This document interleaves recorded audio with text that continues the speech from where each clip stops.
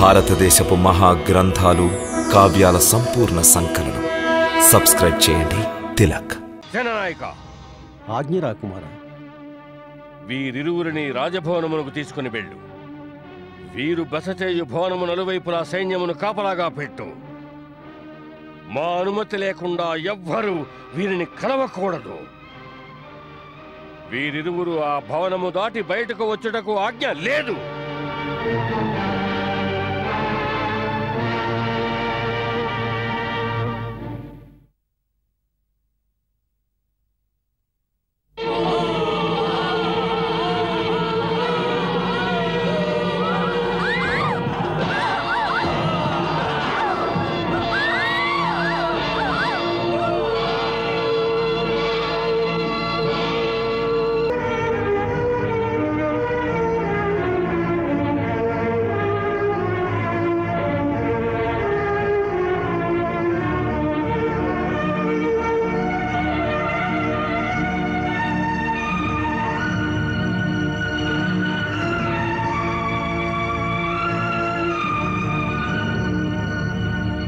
ప్రాసాదమున ఇంకెవ్వరూ ఉండరు. నేటి నుండి ఇది బందీగృహం.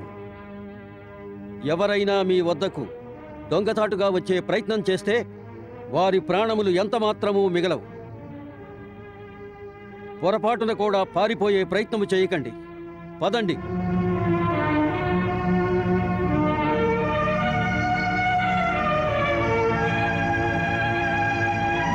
అది అబద్ధము.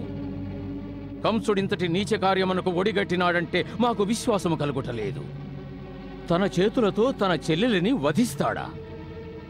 లేదు, అతడు ఆమెను అందరికంటే అధికముగా ప్రేమిస్తాడు. మహామంత్రి, తమ మాటలు సత్యము కానేరవు. క్షమించండి మహారాజా.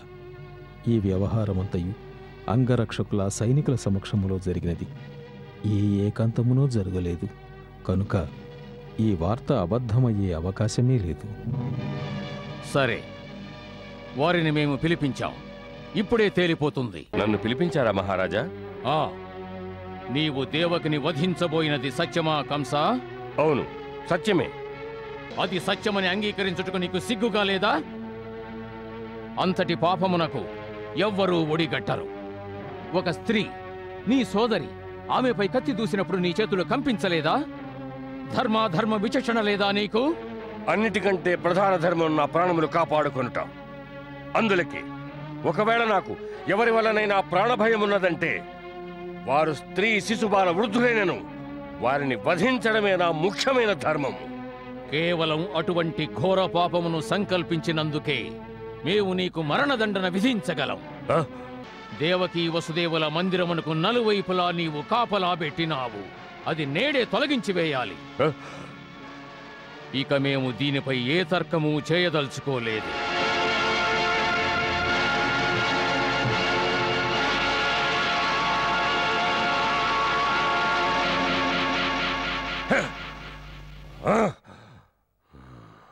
నిన్ననే వారి గూఢచారి ఒకరు మగధ నుండి ఇక్కడికి వచ్చినాడు. మహారాజు జరాసంధుడు అతడి సైన్యములోని ఒక ప్రత్యేక దళమును మధురకునాడని ఆ గూఢచారి సమాచారం అందించినాడు. వారు చేరుకోవడానికి 1 మాసం పడుతుంది. కానీ వారు తిన్నగా మధురలో అడుగుపెట్టరు.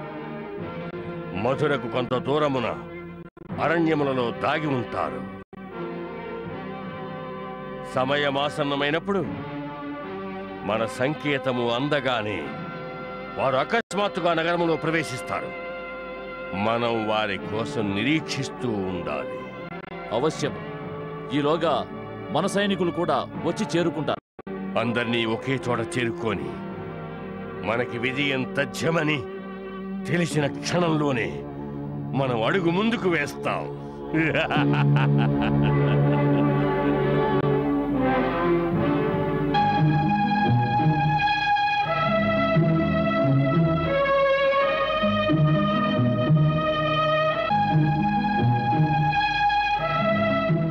జయము జయము మహారాజా, జయము జయము. దేవకీదేవి ఒక పుత్రునకు జన్మనిచ్చినారు.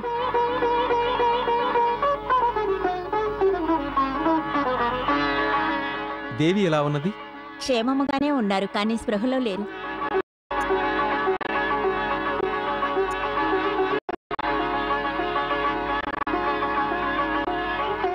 నేను మహారాజు సూరసేనుల పుత్రుడు వసుదేవుడను ప్రతిజ్ఞ చేస్తున్నాను.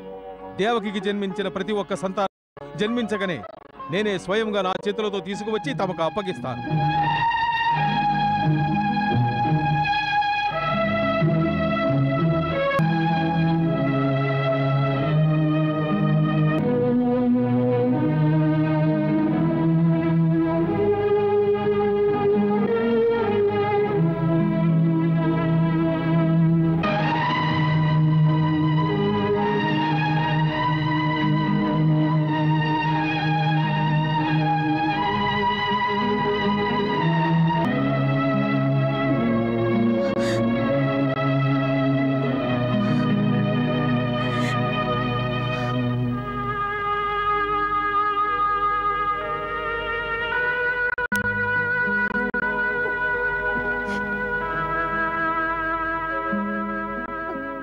తమది హృదయమా పాషాణమా?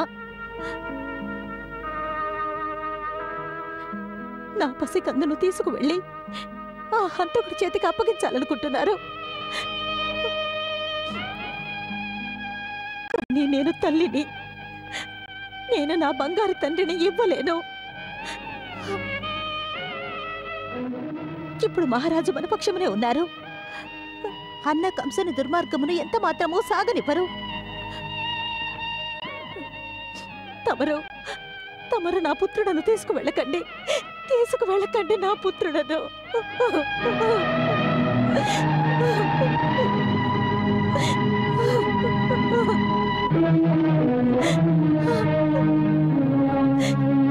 దేవకి,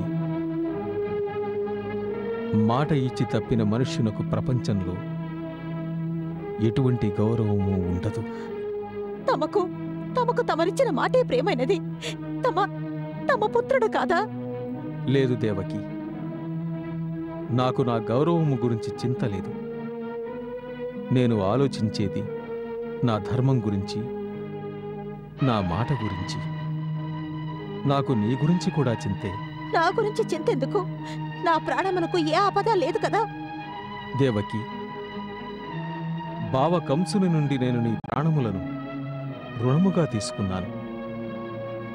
ఆ రుణము యొక్క విలువ నీ ప్రతి ఒక్క సంతానము. మనము మన ధర్మమును రక్షించుకోలేకపోతే మనం సురక్షితంగా ఉండలేము.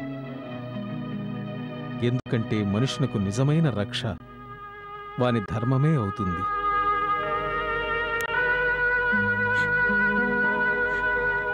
తమరు పురుషులు, స్త్రీ హృదయమును అర్థం చేసుకోలేరు.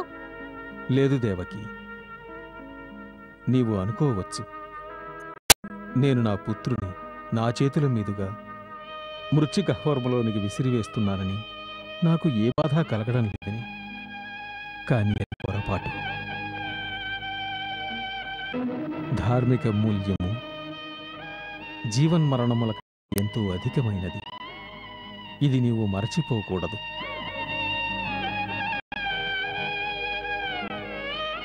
నీవు పుత్రమోహమును విడిచిపెట్టి ధర్మపాలనలో నాకు అండగా ఉండాలి.